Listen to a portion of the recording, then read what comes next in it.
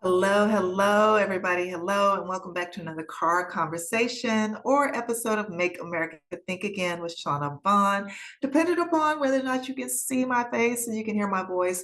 Welcome to you all, and thank you for being here. I thank you for, just listening, and hopefully it's inciting some thought, and then some action.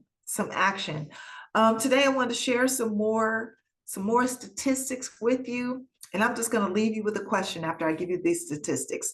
I really want you to think about the reason why, the reasons or the reason why, and I want you to put it in the comments. Why do you think Felon 47 and his regime have put the National Guard in specific states, in certain cities, and why do you think they plan to increase it? Why do you think they plan to send them to red states? How do you think that's going to be implemented? What do you think is going to be the impact? Put it in the comments. Let me know your thoughts. But here are the new statistics I have for you. So, and I'm using California because California is where I live. California has been under attack by this administration. California was the test run. We were the test location. Los Angeles, California was the test location for what they're doing now, the occupation that you're seeing now in DC. We were the test for that. So homicide rates that are higher than California. Texas, the homicide rate of Texas is 140% higher than California. The homicide rate of Oklahoma is 150% higher than California. The state of Arkansas, 220% higher, the homicide rate in the state of Arkansas than California. The homicide rate in Louisiana is 380% higher than California. 380. South Carolina, 220% higher than California. Alaska, 170% higher than California. Missouri, 200% higher, the homicide rate, higher than California.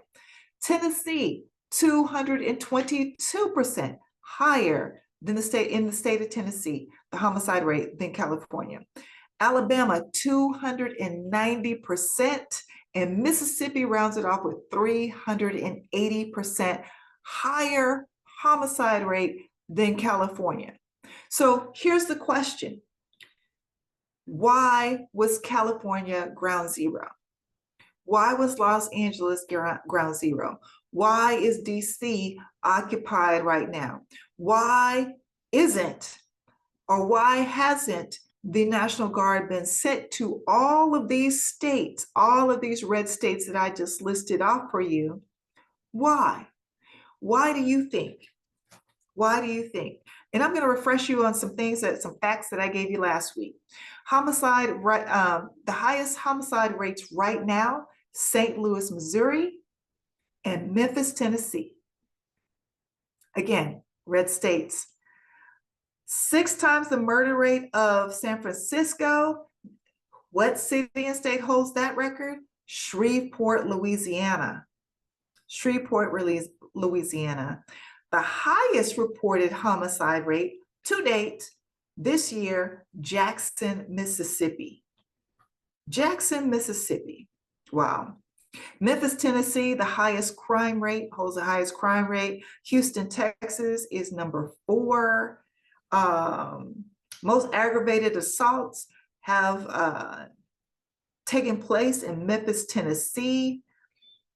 Violent crime, Memphis, Tennessee again. Gun violence, St. Louis, Missouri, and Akola, Florida. Yeah.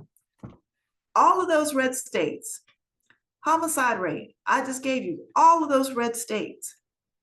Not California, not DC, not Illinois, not New York, not any blue state.